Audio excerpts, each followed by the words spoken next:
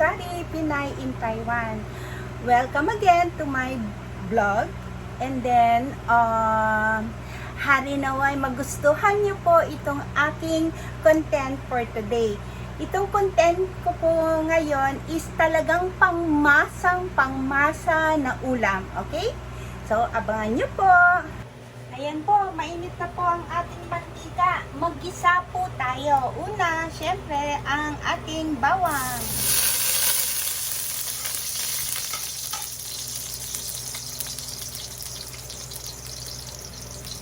Sandali lang po para hindi masunog ang bawang. So, isunod na po natin ang sibuyas.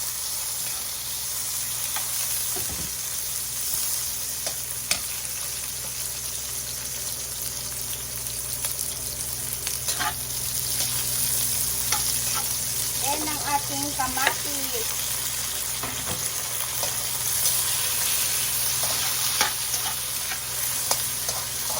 Ilagay na po natin ang ating atay.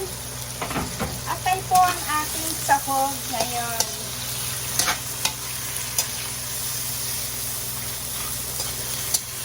Yan po, pwede na po natin ilagay yung ating mga seasoning. Una, pati.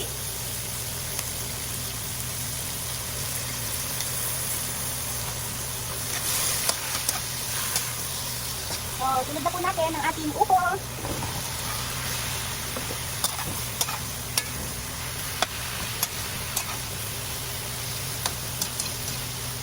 Lagay po tayo ng water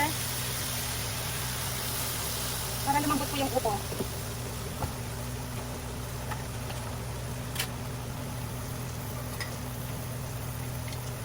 At ang ating konting pampasarap. Maglagay po tayo ng paminta at asin.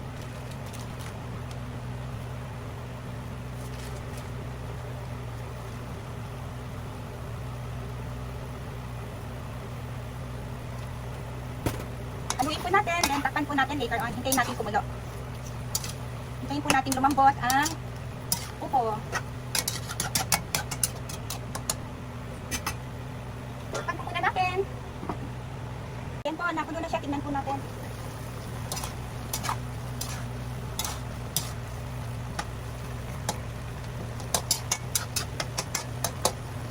Actually, yung upo po, luto na rin po.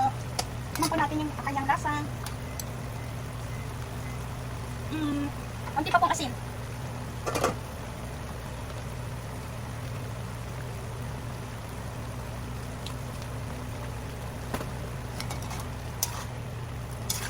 Ito na po ang finished product natin.